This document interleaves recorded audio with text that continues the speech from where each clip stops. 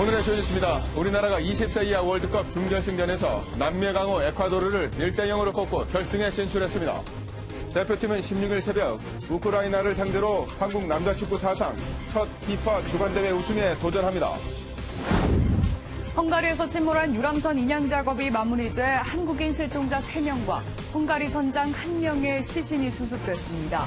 헝가리 당국은 인양 선박을 정밀히 조사하고 추가로 수색하고 있습니다. 그제 별세한 이호 여사의 빈소에는 정치권과 시민들의 조문 행렬이 이어지고 있습니다. 이 여사의 부음은 북한에 전달됐는데 북한은 아직 공식적인 입장을 밝히지 않았습니다. 노르웨이를 국빈 방문 중인 문재인 대통령이 오늘 오슬로 포럼에 참석해 한반도 평화를 주제로 기조연설을 합니다. 지난해 싱가포르에서 열린 북미 정상회담 1주년 되는 날을 맞아 문 대통령이 내놓을 메시지에 관심이 쏠립니다. 도널드 트럼프 미국 대통령이 김정은 북한 국무위원장으로부터 아름다운 편지를 받았다고 밝혔습니다. 볼턴 고자관도 세 번째 북미 정상회담이 있을 수 있다고 말해 북미 관계 새로운 돌파구가 마련될지 주목됩니다. 오늘 중부 지역은 대체로 맑겠지만 남부 내륙에는 구름이 많이 끼고 한때 소나기가 내리는 곳도 있겠습니다.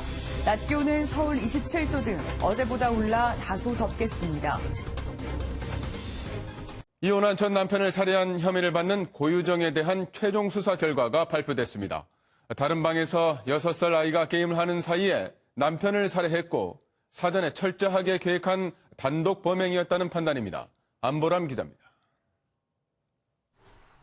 고유정이 전 남편을 살해한 건 지난달 25일 저녁 8시에서 9시 15분 사이였습니다. 졸피뎀 성분의 수면제를 전 남편에게 먹인 뒤 흉기로 3차례 이상 찔렀습니다. 범행 당시 6살 난 아들은 깨어 있었습니다. 얘가 그 어린아이가 게임을 하면 상당히 몰입을 하는 거예요. 그래서 다른 방에서 이제 게임을 하면서 이제 모르는 사이에 일부 시신은 28일 제주에서 완도로 가는 배에서 버려졌습니다. 남은 시신은 김포시 소재 아파트에서 2차 훼손됐고 고유정은 31일 새벽 훼손된 시신을 종량제 봉투에 담아 버린 뒤 주거지인 청주로 향했습니다. 이 모든 과정에 조력자는 없었습니다. 고유정 홀로 범행 보름 전쯤부터 졸피뎀, 혈흔 지우는 법 등을 찾아보며 치밀한 계획을 세웠고 수차례 걸쳐 범행 도구를 사들였다는 게 경찰의 설명입니다. 범행을 실행하는 과정에서 사용된 도구 또는 운반하는 과정에서 사용된 도구 또는 이제 훼손하는 데 사용된 도구 등 해서 총 89점이다. 고유정은 여전히 우발적 살인을 주장하는 것으로 알려졌습니다. 경찰은 오늘 살인과 시신 유기 등의 혐의로 고유정을 검찰에 넘길 예정입니다. MBN 뉴스 안보라입니다. 고유정은 재혼한 새 남편과의 행복한 결혼 생활을 위해 살인극을 벌였습니다. 범행 수법은 잔혹하기 이를 데 없지만 경찰은 고 씨가 사이코패스는 아니라고 판단했습니다. 이현재 기자입니다.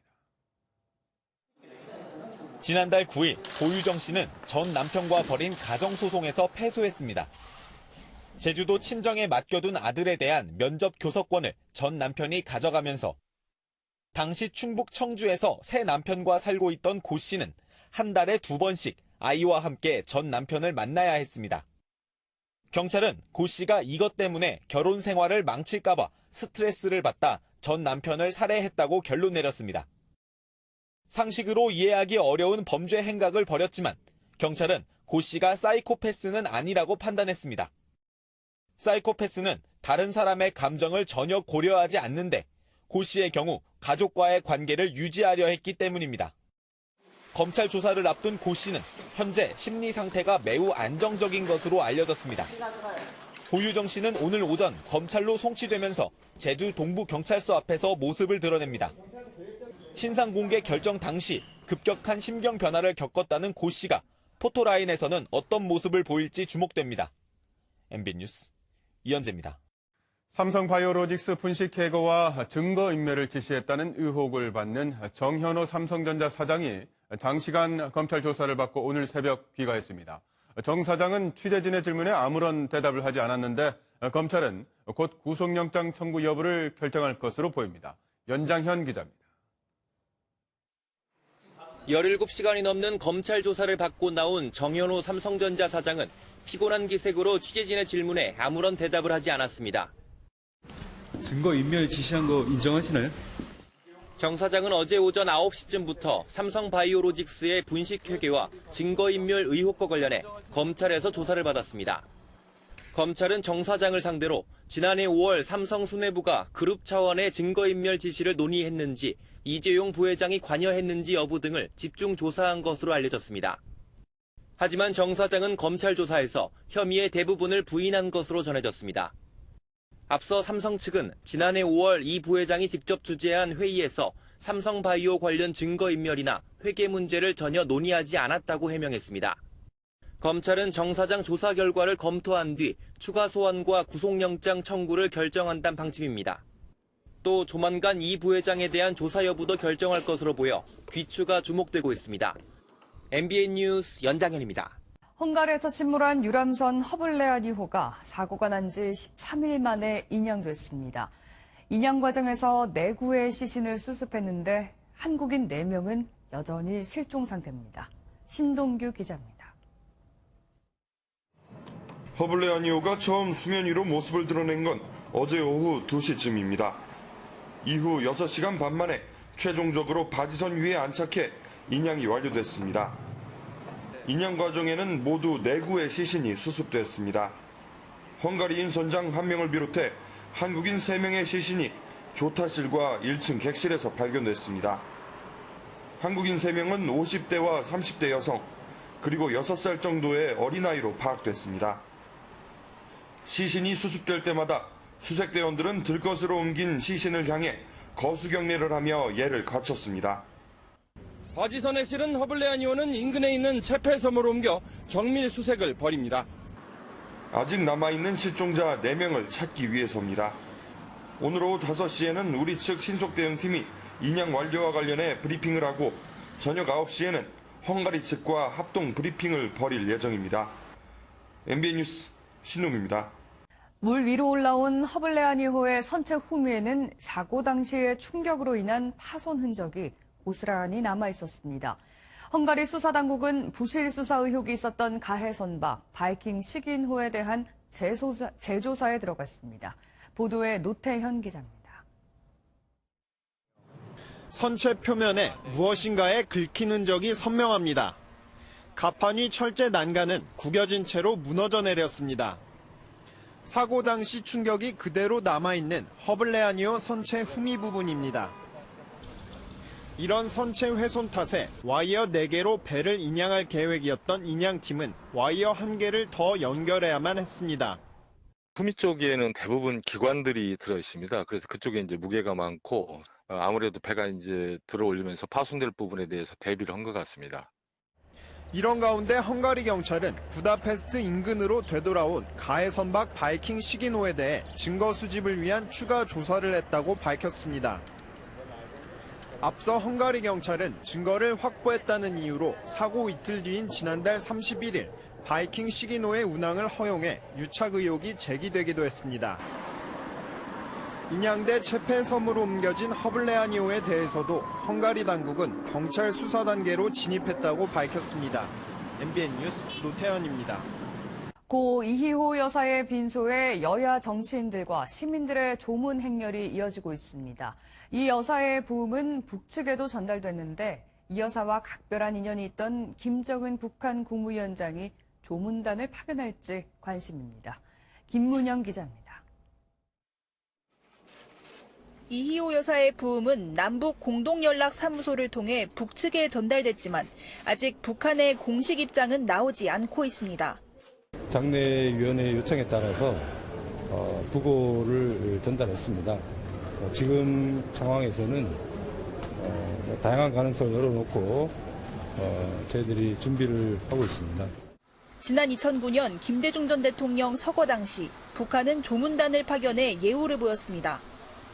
특히 이 여사는 2011년 김정일 북한 국방위원장 사망 당시 방북 신청을 해 상주인 김정은 국무위원장과 만났는데 이 인연을 고려하면 북측이 조문단을 보낼 가능성도 상당합니다. 빈소에는 조문이 채 시작되기 전인 오전부터 밤 늦게까지 여야 할 것 없이 정치인들이 줄지어 찾아 이 여사의 헌신을 기렸습니다. 그 민주화 투쟁하는 데 있어서 그 당시에 막 협박 전화도 많이 오고 정보기관들이 그런 짓들을 그때 했어요. 우리 이 여사님이 이불 들고 오셔가지고 안 춥냐고 이불도 덮어주고 하시고 그러셨거든. 평생을 대한민국의 민주주의와 인권을 위해서 헌신하신 이유호 여사님의 소천에 대해서 저와 자유한국당은 깊은 애도의 말씀을 드립니다. 장내 공동위원장은 장상 전 이화여대 총장, 권노갑 민주평화당 고문과 함께 문재인 대통령의 요청으로 이낙연 국무총리가 맡습니다. 장내위원회 고문단에는 자유한국당 황교안 대표를 포함한 여야 5당 대표가 모두 참여합니다. 발의는 이번 주 금요일인 14일이며 이 여사는 장례 예배 후 국립현충원에 안장됩니다. MBN 뉴스 김문영입니다. 도널드 트럼프 미국 대통령이 김정은 국무위원장으로부터 친서를 전달받았다고 밝혔습니다. 다시 시작된 친서 외교를 계기로 교착 상태에 빠진 북미 관계가 다시 물꼬를 틀 수 있을지 관심입니다. 신재우 기자입니다. 트럼프 대통령은 행사 참석차 아이오와로 출발하기 전 기자들에게 김정은 위원장의 친서 전달 사실을 밝혔습니다. And I just received a beautiful letter from Kim Jong-un, and I think the relationship is very well, but I appreciated the letter. 김 위원장의 친서 전달이 공개된 건 지난 2월에 열린 하노이 회담 이후 처음 있는 일입니다. 다만 트럼프 대통령은 친서를 공개할 순 없다며 구체적인 내용을 밝히진 않았습니다. 또 김 위원장과의 관계도 여전히 좋고 자신의 임기 동안 핵실험도 없었다며 전임 오바마 정권 때와의 차별화도 강조했습니다. 이번 친서 전달을 계기로 북미 대화 재개에 대한 기대감이 높아지는 가운데 존 볼턴 백악관 국가안보보좌관은 트럼프 대통령의 발언에 앞서 3차 북미 회담의 가능성까지 언급했습니다. 월스트리트 저널이 주최한 한 행사에 참석해 3차 북미 정상회담 전망에 대해 전적으로 가능하며 김 위원장이 열쇠를 쥐고 있다고 본다고 밝힌 겁니다. 하지만 북한이 해야 하는 것은 핵무기 포기라는 점도 다시 한번 강조했습니다. MBN 뉴스 신재우입니다. 북유럽 3개국을 순방 중인 문재인 대통령이 오늘 새벽에 두 번째 방문국인 노르웨이에 도착했습니다. 문 대통령은 오후에는 오슬로 포럼 연설에서 한반도 평화와 관련한 구체적인 구상을 밝힐 예정입니다. 오슬로에서 최중락 기자입니다. 문재인 대통령이 북미 정상회담 1주년인 오늘 노벨 평화상이 수상되는 오슬로에 도착했습니다. 어느 때보다 의미가 깊은 만큼 오후에 이뤄지는 오슬로 연설에서 남북 간 또는 북미 간 대화에 대한 구체적인 구상을 밝힐지 관심입니다. 대화의 모멘텀이 유지되고 있고 또 남북 간 또 북미 간 대화의 계속을 위한 그 대화가 이루어지고 있기 때문에 조만간 남북 간 그리고 또 북미 간 대화가 재개될 수 있으리라고 믿습니다. 특히 트럼프 대통령이 김정은 위원장의 친서를 공개하면서 오슬로 구상 속에 자연스럽게 북미 간 비핵화 협상 진행 상황을 밝힐 가능성도 제기됩니다. 청와대 관계자는 오늘 오슬로 연설에서 북미 간에 친서가 전달된 분위기를 반영할 수 있는 부분이 추가될 수 있을 것이라고 설명했습니다. 문 대통령은 앞서 스타트업 서밋에 참석해 스타트업 선진국인 핀란드와 혁신 성장 모델을 공유했습니다. 핀란드의 대학생이 창업한 스타트업이 인공위성 개발에 성공하는 그런 단계까지 왔습니다. 대기업 중심의 경제 구조 속에 있었던 한국에도 큰 공감을 주고 있습니다. 오슬로에서 평화 구상을 밝힌 문 대통령은 오는 14일 스웨덴 의회 연설에서는 구체적인 한반도 비핵화 방안을 제시할 예정입니다. 오슬로에서 MBN 뉴스 최중락입니다. 막말 논란을 일으켰던 민경욱 자유한국당 대변인의 입이 또다시 도마 위에 올랐습니다. 문 대통령 북유럽 순방을 관광으로 깎아내린 건데 당내 입단속에 나섰던 황교안 대표는 민 대변인을 두둔하고 나섰습니다. 전정인 기자입니다. 민경욱 자유한국당 대변인이 어제 자신의 SNS에 올린 글입니다. 나도 피오르 해안 관광하고 싶다며 문재인 대통령의 북유럽 3개국 순방을 관광으로 깎아내렸습니다. 앞서 민 대변인은 북유럽 순방길에 오른 문 대통령을 천엽질에 정신 팔린 사람이라고 비유해 논란을 빚기도 했습니다. 민주당은 민 대변인이 저열한 막말로 정치 혐오와 불신을 일으킨다며 대변인 지위를 박탈해야 한다고 비판했습니다. 자유한국당은 즉각 민경욱 의원의 대변인 직위를 박탈하고 이제 그를 놓아주십시오. 열심히 막말한 당신 떠나십시오. 이에 민 대변인은 막말이 아닌 야당의 정당한 비판이라고 거듭 주장했고 당내 막말 금지령을 내렸던 황교안 대표도 아무거나 막말이라고 말하는 것이 막말이라며 민 대변인을 적극 두둔하고 나섰습니다. 관광이 막말인가요? 제1야당의 대변인은 정부 여당 대통령에 대해서 가장 많이 비판을 할 수 있는 사람이어야 됩니다. 지난 3일 당내 막말을 엄중 처벌하겠다며 입단속에 나섰던 황 대표가 불과 일주일 만에 태도를 바꾼 겁니다. 황 대표가 당내 강경파의 반발에 한 발 물러선 것으로 보이는데 이로 인해 당내에서 거친 발언들이 쏟아질 수 있다는 관측도 나옵니다. MBN 뉴스 전정인입니다. 서울 경복궁 바로 옆에 수풀만 우거진 채 방치된 넓은 땅이 있습니다.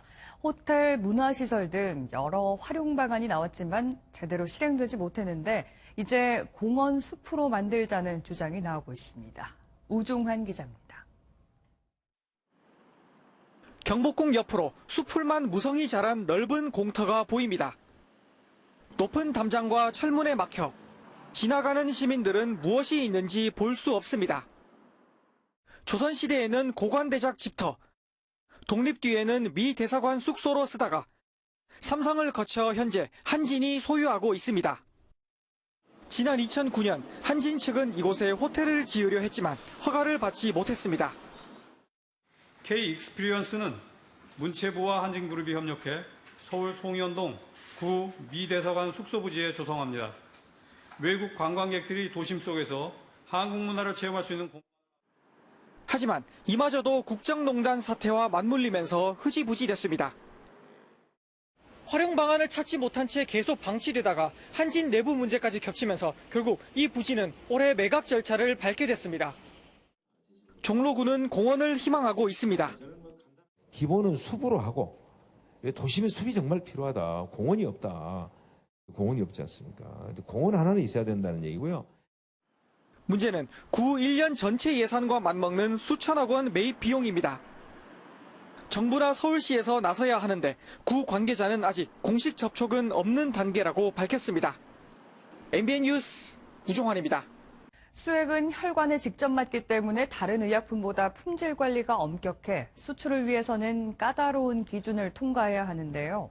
국내 제약업체가 종합 영양수액 최대 시장인 유럽에 고부가 가치 수액 수출에 나섰는데 이는 수액이 국산화된 지 60년 만의 일입니다. 김수형 기자입니다. 1950년대 간단한 수술이라도 수액이 부족해 목숨을 잃는 환자가 많았습니다. 전량 수입에 의존했기 때문입니다. 50년대 말 국산 수액 시대가 열리며 수액 부족 사태는 줄어들었습니다. 당시 병을 씻어 재사용하고 포도당의 기초 수액을 만드는 데 머물렀지만 이제는 탄수화물과 단백질, 지방의 영양을 공급해주는 종합 영양수액 시장으로 확대되고 있습니다. 국산화 60년 만에 국내 수액이 전 세계 병원으로 향하고 있습니다. 국내 한 제약업체의 종합 영양수액이 유럽 첫 수출길에 오른 건데 기초수액보다 20, 30배 비싼 종합 영양수액의 원산지이자 세계 최대 시장인 유럽으로의 수출은 아시아권 제약사론 최초입니다. 유럽 시장으로 종합여행수액이 진출했다는 것은 한국의 기술력과 우리의 기술력을 모두 인정받았다라는 해외 공략이 까다로운 이유는 수액이 가진 특성 때문입니다. 수액은 다른 의약품과 달리 혈관에 직접 투여하기 때문에 수액 공정 라인은 국제 기준에 맞춰 보다 엄격하게 관리되고 있습니다. 국내 3대 수액 제조회사인 한 제약회사도 최근 1,000억 원을 들여 새 공장을 설립하기로 하면서 수액 생산 역량 강화에 나섰습니다. 인보사 사태로 침체 분위기인 제약산업에 해외 시장 진출이라는 낭보를 통해 산업 전반의 분위기 쇄신을 시도하고 있습니다. MBN 뉴스 김수영입니다. 매경미디어그룹이 어제 2019 국가대표 브랜드 대상 시상식을 열고 산업지자체 공공부문에서 선정한 30개 국가대표 명품 브랜드를 공개했습니다. 산업 분야에서는 KB국민은행의 리브, 삼성전자의 갤럭시 S10 등 13개 브랜드가 선정됐고, 지자체 분야에는 강원도의 헬로평창, 경상북도의 경북 나들이 열차 등 9개 브랜드, 공공 분야에는 관세청의 예스 FTA, 교육부와 한국교육학술정보원의 나이스 등 8개 브랜드가 각각 선정됐습니다.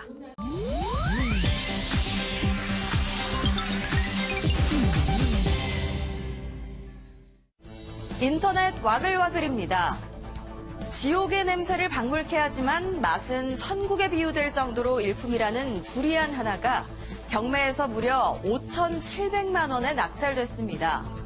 태국에서 열린 2019 두리안 왕중왕 경매축제. 이 축제는 부유한 과일 애호가로부터 경매 형식으로 기금을 걷어 지역사회 발전에 기여하고자 매해 열리는 행사인데요. 이번 낙찰가는 지난해 세워진 세계 최고가보다 2배 가까이 높은 금액이라고 합니다. 냄새 때문에 조금 망설여지겠지만 5,700만 원짜리 두리안이라면 한번 맛보고 싶네요. 그런가 하면 우리나라의 한 대형 음악축제에서는 전범기인 우길기가 제재를 받지 않아 논란이 일고 있습니다.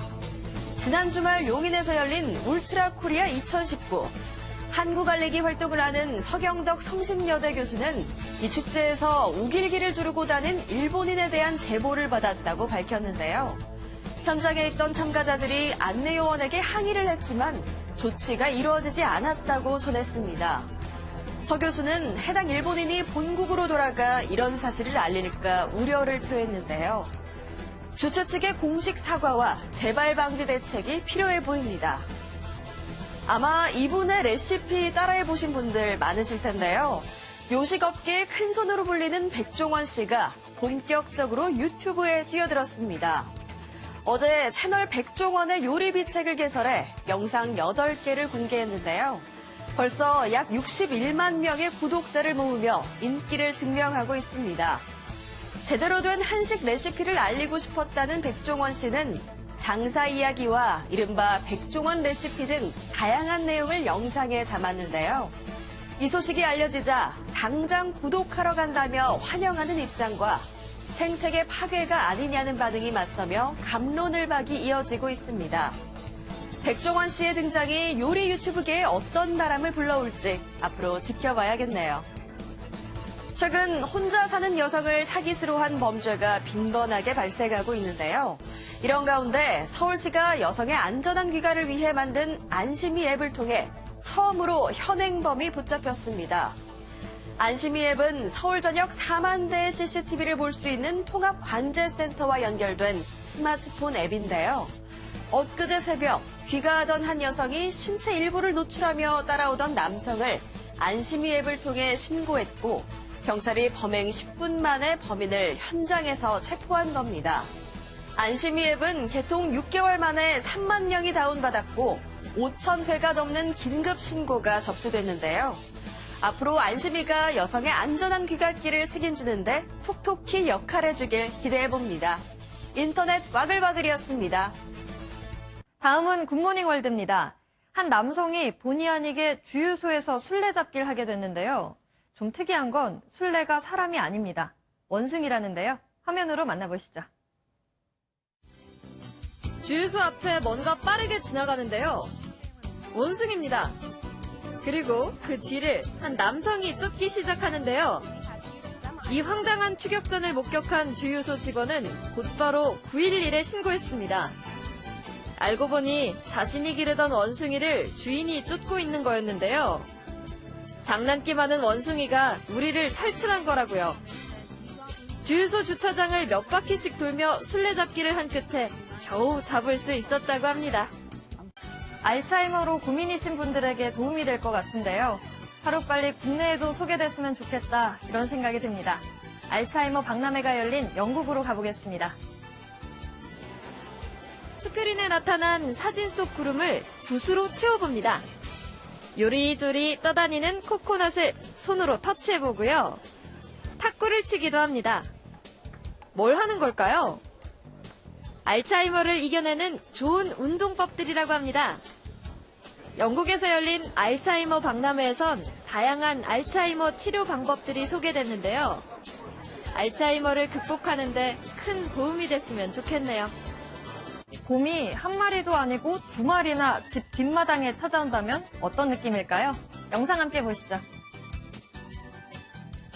미국 캘리포니아주의 한 주택.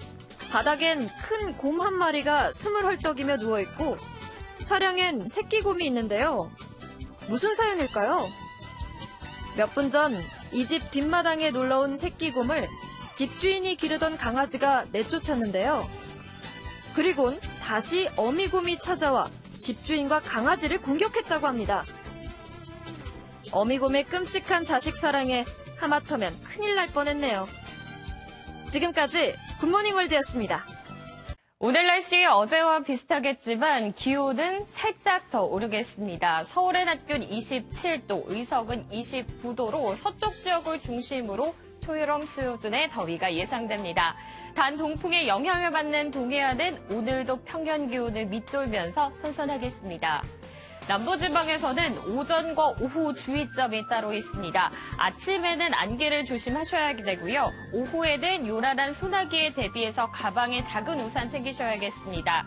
호남 내륙과 경남 내륙에서 5에서 20mm 정도의 소나기가 지나겠습니다. 지금 강원 산지에서는 동해상에서 유입된 낮은 구름대의 영향으로 충청 내륙과 전남 내륙에서는 복사 냉각에 의해 안개가 끼어 있습니다. 가시거리가 무려 200m 아래로 떨어져 있어 주의가 필요하겠습니다. 오늘 중부지방은 종일 맑겠지만 영서에서는 오후에 구름의 양이 조금 늘어나겠습니다. 대종과 세종에서는 아침에 일시 공기가 탁하겠습니다. 남부지방에선 종종 구름 지나겠고요. 오후에는 갑작스레 소나기가 쏟아지는 곳이 있겠습니다. 이 시각 기온 서울은 17.6도, 안동은 15도로 출발하고 있습니다. 낮 기온은 서울 27도, 춘천 28도, 안동과 대구 27도가 예상됩니다. 오늘 전국적으로 자외선 지수가 강하겠고요. 서쪽 지역을 중심으로는 오존 농도도 짙어지겠습니다. 주말엔 강원과 충북, 영남에서 비가 내리겠습니다. 날씨였습니다.